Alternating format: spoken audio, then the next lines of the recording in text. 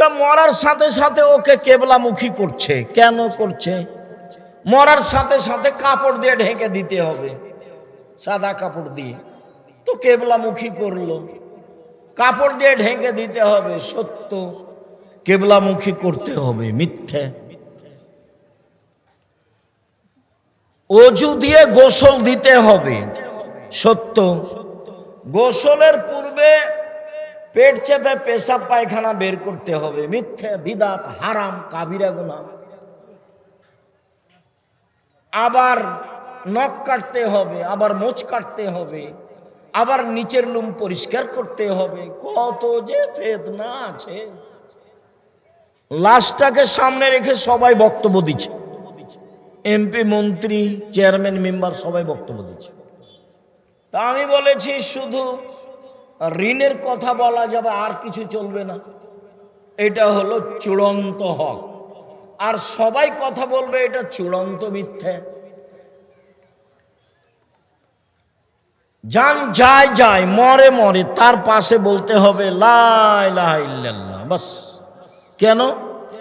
কারো যদি শেষ কথাটা লা ইলাহা ইল্লাল্লাহ হয় তাহলে জান্নাতে চলে গেছে, তো বিশাল ব্যাপার। তো পাশে সবাই কোরআন মাজিদ পড়ছে, আবার সূরা ইয়াসিন পড়ছে, তো এটা তো মিথ্যা। কে ঠেকাবে? লোকটা মরার সাথে সাথে ওকে কেবলামুখী করছে। কেন করছে? মরার সাথে সাথে কাপড় দিয়ে ঢেকে দিতে হবে, সাদা কাপড় দিয়ে। তো কেবলামুখী করলো, কাপড় দিয়ে ঢেকে দিতে হবে, সত্য। কেবলামুখী করতে হবে, মিথ্যে। অজু দিয়ে গোসল দিতে হবে, সত্য। গোসলের পূর্বে পেট চেপে পেশাব পায়খানা বের করতে হবে, মিথ্যে, বিদাত, হারাম, কাবিরা গুনাহ। আবার নখ কাটতে হবে, আবার মোচ কাটতে হবে, আবার নিচের লুম পরিষ্কার করতে হবে। কত যে ফেতনা আছে। অনেক দিন আগে ঘুঘুরাতলিতে এসেছিলাম কথা বলার জন্য।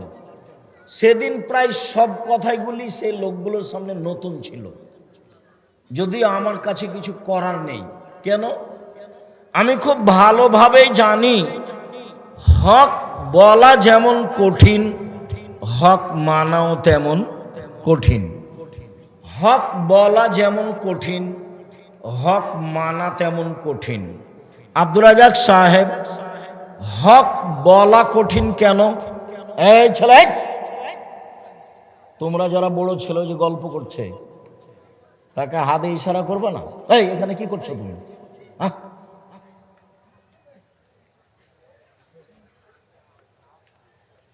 সম্মানিত দিনী ভাই বোন,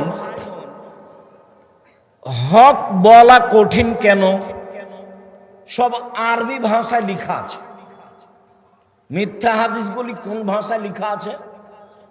আরবি ভাষায় লেখা আছে। সেইগুলো তদন্ত করে বলা কঠিন, এই জন্য হক বলা কঠিন। হক মানা কঠিন কেন? চলন্ত ধর্মের সাথে হকের মিল নেই।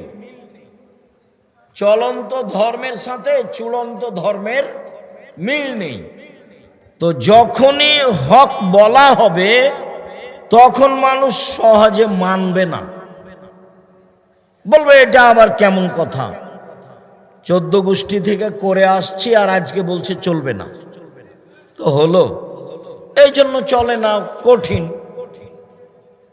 লাশটাকে সামনে রেখে সবাই বক্তব্য দিচ্ছে, এমপি, মন্ত্রী, চেয়ারম্যান, মেম্বার সবাই বক্তব্য দিচ্ছে।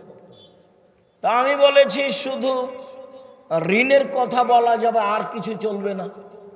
এটা হলো চূড়ান্ত হক। আর সবাই কথা বলবে এটা চূড়ান্ত মিথ্যে। যান যায় যায়, মরে মরে, তার পাশে বলতে হবে লা ইলাহা ইল্লাল্লাহ, বাস। কেন? কারো যদি শেষ কথাটা লা ইলাহা ইল্লাল্লাহ হয় তাহলে জান্নাতে চলে গেছে, তো বিশাল ব্যাপার। তো পাশে সবাই কোরআন মাজিদ পড়ছে, আবার সূরা ইয়াসিন পড়ছে, তো এটা তো মিথ্যা। কে ঠেকাবে? লোকটা মরার সাথে সাথে ওকে কেবলামুখী করছে। কেন করছে? মরার সাথে সাথে কাপড় দিয়ে ঢেকে দিতে হবে, সাদা কাপড় দিয়ে। তো কেবলামুখী করলো, কাপড় দিয়ে ঢেকে দিতে হবে, সত্য। কেবলামুখী করতে হবে, মিথ্যে। অজু দিয়ে গোসল দিতে হবে, সত্য। গোসলের পূর্বে পেট চেপে পেশাব পায়খানা বের করতে হবে, মিথ্যে, বিদাত, হারাম, কাবিরা গুনাহ। আবার নখ কাটতে হবে, আবার মোচ কাটতে হবে, আবার নিচের লুম পরিষ্কার করতে হবে, কত যে ফেতনা আছে।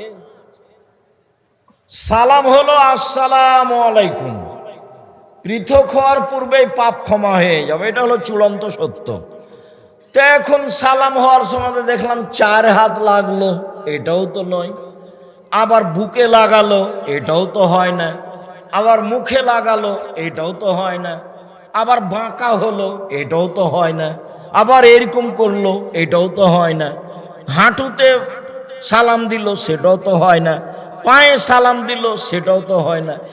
এক সালামে যে কত বেদাত আছে।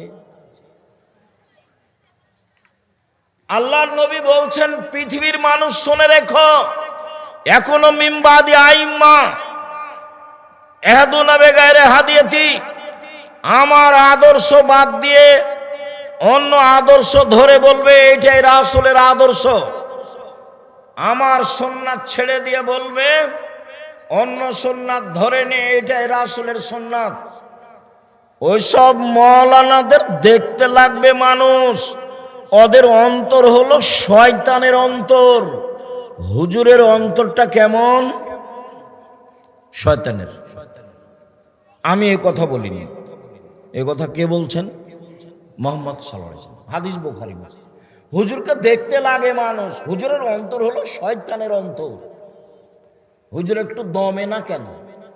সবসময় খালি চাপে নওয়াজের ভাষাতে হাইনঠামু করে কেন? হাইনঠামু করে কেন? ধর্ম কি হুজুরের পৈতৃক সম্পত্তি, বাবার সম্পত্তি? দেখে বলবে, না হলে যারা জানে তাদের কাছে আশ্রয় নেবে। শুনুন, জাতির যদি রাস্তাঘাট করে দিতে না পারি, জাতির যদি স্কুল কলেজ করে দিতে না পারি, জাতিকে চূড়ান্ত সঠিক ধর্ম দিতে পারবো ইনশাআল্লাহ। ধর্মের ব্যাপারে জাতিকে ফাঁকি দিয়ে পরকাল হারাতে রাজি নই। আছি মুখে, আছি মিডিয়ায়, আছি কলমে, আছি শিক্ষা প্রতিষ্ঠানে। জামিয়া সালাফিয়া বাংলাদেশের সবচেয়ে বড় প্রতিষ্ঠান আয়তনে, সবচেয়ে বড় প্রতিষ্ঠান শিক্ষক সংখ্যায়, সবচেয়ে বড় প্রতিষ্ঠান ছাত্র সংখ্যায়। শিক্ষক প্রায় 300 জন দেশ বিদেশের, সৌদি আরব, ইন্ডিয়া, বাংলাদেশ। ছাত্র প্রায় 5000-এর বেশি। আয়তন দিনাজপুরেরটা 20 বিঘার বেশি, যেটা তেঘরায় আছে। যা দেখে আসেন কালকে।